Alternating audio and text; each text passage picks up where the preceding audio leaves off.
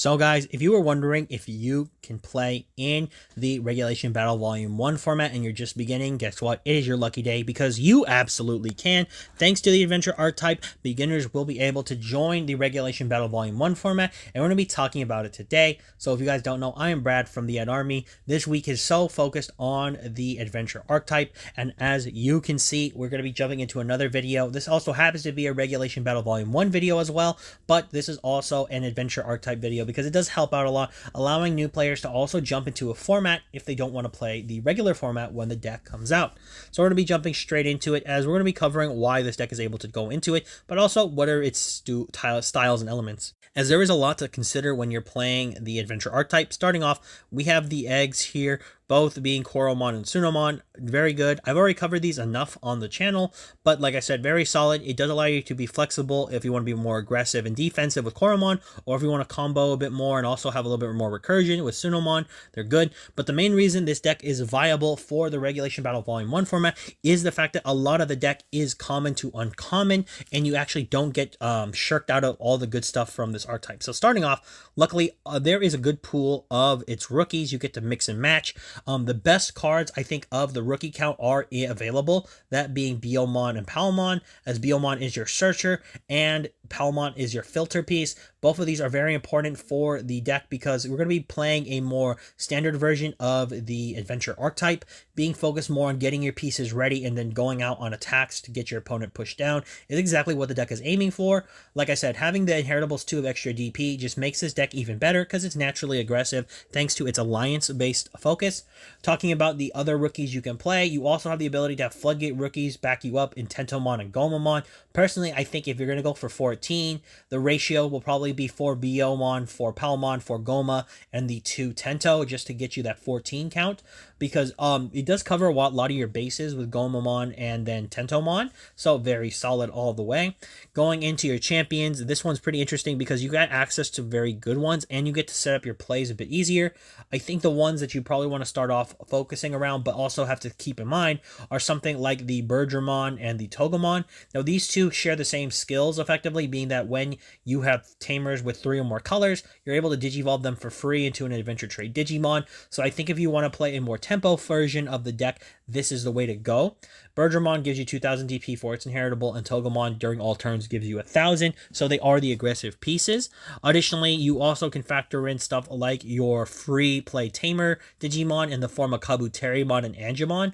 Both of these allow you to, if you have 1 or fewer tamers, play out an adventure trait tamer, so you will have access to them. But the key factor here is you get piercing on Kabuterimon, and Angemon lets you to, when attacking, give one of your opponent's Digimon minus 2k DP. So there are some room here, but also not just that, we also have even more champions you can factor in if you want. Stuff like all of the security Digimon that we have, and also the Greymon from BT21. So Gatomon, Ikagumon, and Garurumon are all security Digimon, so you do have a pick of what you want. Gatomon allows you to, when it's hit as security or Digivolve into, you get to stun your opponent's Digimon, giving them security attack -1, so pretty cool. And then Gatomon's inheritable is the same as Angemon's, you give one of your opponent's Digimon minus 2k. Ikakumon's important because it allows you to, when digivolving, very much like its archetype, you have to strip the top 2 sources of one of your opponent's Digimon, and then one of their Digimon cannot attack or suspend for the rest of the turn, or until the end of their turn, so pretty solid. And then it has the filter ability that when attacking once per turn, if you have 7 or fewer cards in your hand, draw 1. Garurumon allows you to, when it's played or when digivolving, you get to return one of your adventure trait Digimon cards or adventure trait card in the trash to your hand, so very solid. And it has the, when attacking, inheritable of once per turn, draw 1 card, and then trash 1 card in your hand. Greymon allows you to, if you have an adventure tamer or specifically a Taikamiya as well, you get to give one of your opponent's Digimon at the start of the main phase. This Digimon must attack until the end of the turn, until the end of your opponent's turn, so pretty cool. And then Greymon also carries Reboot, so solid. Jumping into the level 5s, we have actually 4 options for us because the rest are unfortunately either super rares or rares, but they're good nonetheless. Starting off with Mega Kabuterimon and Zudomon, I think these two are absolutely powerhouses in this format, because having the Mega Kabuterimons on play and when digivolving effect, if you have a Digimon, you get to unsuspend it, but additionally, for every 2 colors you possess, you get to target one of your opponent's Digimon and suspend them down. So this card actually can unsuspend a stack, and then also continuously allows it to also suspend Digimon down, so you can use that piercing ability if you want, or just run stuff over, so very solid.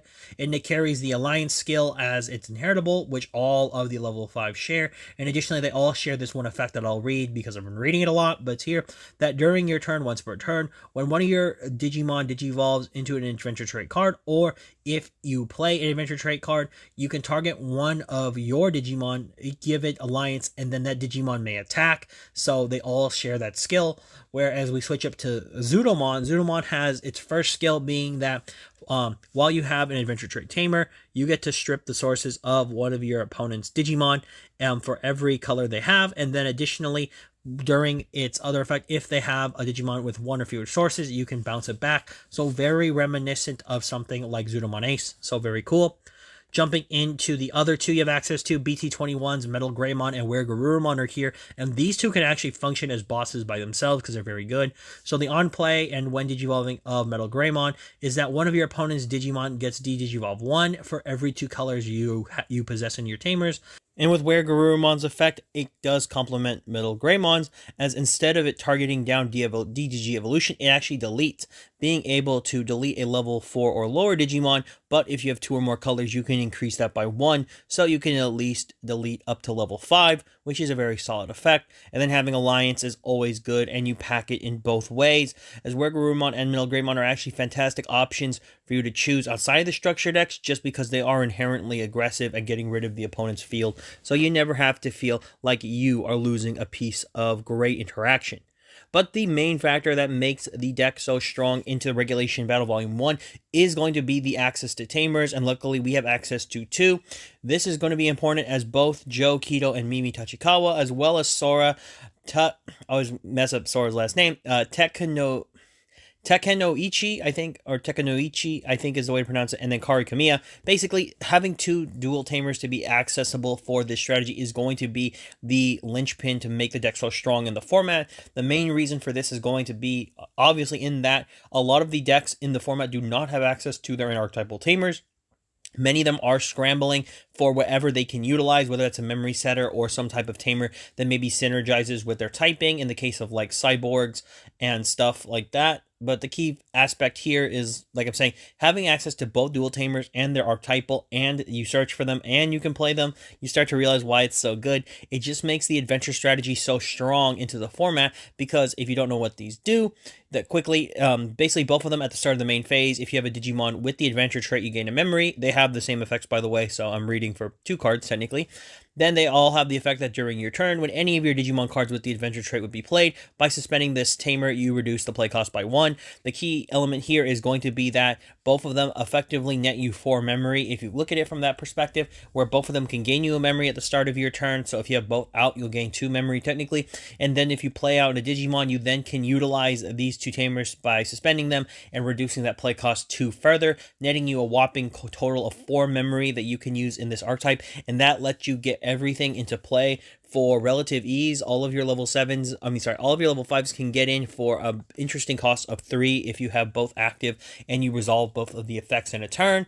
It is pretty interesting, and I do think this is one of the reasons why you have such a strong element in the deck. Now, I will say that the benefit too is that you run these in max copies because you need to see these as quickly as possible. The moment you get both of these online, or if you get multiple copies of them online, you're really taking the game to the next level in this format, because you change the pace from slow to a really fast-paced game, as netting the memory, reducing the play cost is everything you need in this deck, and it gets you there so quick, and you're just putting out so much pressure, your opponents will be caught off guard. But now we're talking about the field options for the archetype. I do think that both Genai's House and Island of Adventure offer some interesting dynamics in this format. Specifically, Genai's House is interesting because if you want to go full aggro with this deck, I think playing Genai's House and more than a couple copies isn't wrong, because having that 3k DP during your turn is just so strong. Giving it to all your level 3 and higher Digimon means that basically everything is hitting for at least a bare minimum of like 6, 7k on the champions, and then you're hitting at least 10k with all of your levels 5s, and then they can also use Alliance with other Digimon, so you're really hitting pretty good with them. So it is up to you, but like I said, Genai's House is good for that aggression. But if you are worried because you do not have access to the Ace Digimon in this format for the Adventure Archetype, you will be able to use the Island of Adventure, which still allows your level 3 or higher Digimon to get 2000 DP during all turns. I do think that the Island of Adventure is something you should look into if you want to maybe just play this, because although Genai gives you 3k, having that extra 2k on both turns is pretty paramount here, because a lot of times if you have both level 5 suspended, a level 5 to a level 6 will be able to run them over to a degree. Like a level 5 with 8k DP will get over all of the level 5s. But if you are able to get up the Island of Adventure, you will be having all of your level 5s sitting at about the 9k slot. So basically, unless it's a level 5 with 10k or more or has buffs, it's not running over the level 5s, and you will need a level 6 to get over them. So it does make the Island of Adventure a very good field option, because just that by that DP buff, you're going to be keeping your bodies around, and then it's going to pressure your opponent. Going into the final options I want to talk about of the Adventure archetype so far, we do have both Our Courage United and Believe in Our Friendship. Like I said, these are very strong because they're just consistency pieces, and as long as you have an Adventure traded card, whether it's a Tamer or Digimon on the field, you are able to ignore their color requirements. So, like I said, the interesting dynamic of them is that Our Courage United draws 2, and then Our Believe in Our Friendship is effectively a memory boost, letting you look at the top 3, and then adding 1 card of the archetype that has the Adventure trait to your hand. Additionally, with the Believe in Our Friendship, you get 2 memory, and then with Our Courage United, if one of your Digimon that happens to be a level 3 or higher one, clearly, that is with the Adventure trait, is able to leave the battle area or leaves the battle area, you can use the delay effect to obviously send Our Courage United to the trash, and then play a level of 5 or lower Digimon with the Adventure trait from your hand without paying the cost. So you do get replacement, and you also are able to effectively get that filter. So this is the power of this deck. I think it's hard to not think about this deck in the format. Additionally, I did leave 1 card out until here because you can actually play it, and I will be admitting that I did kind of forget about this card because it's from BT21, that being the Skull Greymon that is in the BT21 set. This one is technically just another level 5 you can use, but it does not carry Alliance. Instead, it has the on play and when Digivolving effect that one of your Digimon gains Raid and Retaliation until the end of your opponent's turn, and then if it is deleted, you may play 1 Adventure trait card with the play cost of 4 or less from your trash without paying the cost, and then for its inheritable, on deletion, you may play 1 Adventure trait card with a play cost of 4 or less from your trash without paying the cost. I did think I'd mention Skull Greymon here because it is a part of the archetype, and it is an option you can use. I think the only problem I see with the actual Skull Greymon is that unlike the others, you aren't really going to be able to use this without making sure your turn passes, and that's just because if you look at Skull Greymon and you read it, it does unfortunately have to be able to give Raid and the Retaliation. Remember, you are able to effectively use this if you want to hard play this and give one of the level 5s the ability to have Raid and Retaliation, which is pretty solid. But like I said, the big issue of this card is just simply that you are not going to be able to keep your turn with this if you Digivolve into it. I mean, you will be able for 3 costs, but it's not going to be able to do the same damage distribution you want. Remember, that effect is just going to be until your opponent's turn ends for the Raid and the Retaliation. So unless you already are set up, this card will not be doing too much, although it does have some options if you're able to amass a lot of memory. Like I said, just because we're locked into the 2 Tamers we have access to in this format, you won't be able to plus with this card as much as you want, but it does mean that Skull Greymon is an option in the format, and it does allow you to play this card to a pretty good maximum.